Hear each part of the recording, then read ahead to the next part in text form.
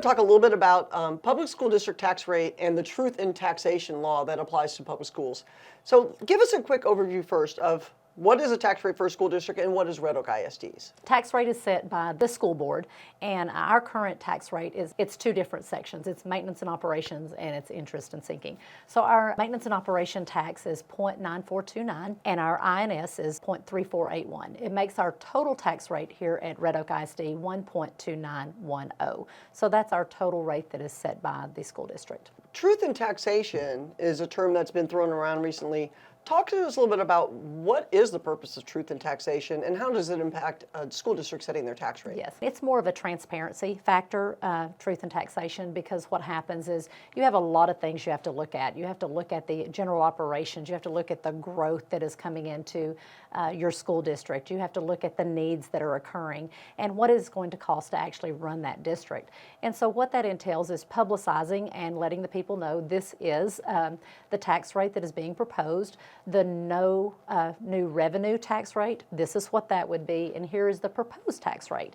And then we have a public hearing in which all of that is discussed, and we are allowed to take input from the community on that as well, and then the board actually adopts a tax rate. So the truth in taxation really is just to make sure that the property owners that are paying taxes are know about the tax rate, about the proposed tax rate, and have the opportunity to have their voice heard about the entity setting it.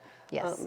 One of the things that we, work through as a district is making sure we have competitive salaries. It's very important because we sit in an area where we're very competitive. We have a wonderful school district, but there are many wonderful school districts around us as well. So we have to keep those salaries and benefits competitive in order to retain them. We all know the educators are the frontline workers, and they are going to be the ones who impact our students and the outcome of our students. So it is very, very important to make sure that we're maintaining a tax rate that we're able to run the district in a proper fashion. In that retention of teachers, it's very valuable to make sure that we're being competitive in those raises every year. The no new revenue would actually be a decrease in our revenue and hinder that ability to do that. The no new revenue would not afford us the opportunity to maintain our district in a competitive or in an equitable fashion. If property tax rates are going down, why do we see that individual tax rates are going up? Talk to us a little bit about how that is impacting the homeowner. That's because of property value. The school district does not have any influence on the actual property value or appraisal that is done by the appraisal district. So even though we lowered our tax rate this last time in the last 4 years, people are still seeing an increase in those taxes because the appraisal on their homes is going up. We know the state's done a couple things. We do have homestead exemptions, Yes. and we also have senior citizens are able to freeze theirs. How's the district helping communicate some of that? We have been very intentional about getting that information out to our senior citizens.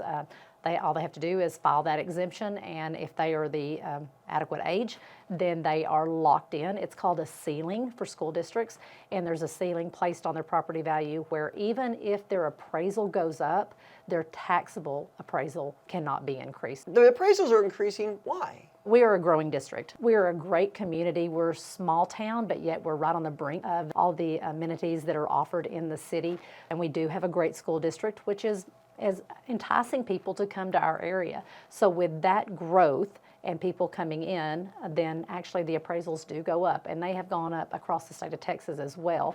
But particularly in Red Oak, it's a great community. So the schools are a driving factor on bringing people into the community. Why will this be a tax increase if the tax rate isn't increasing? How does the ballot saying that this is a property tax increase when the rate's gone down? Yes, that's very confusing for many people because when we do publicize it's not going to be a tax rate increase, and then they get to the ballot and it says that your taxes will increase.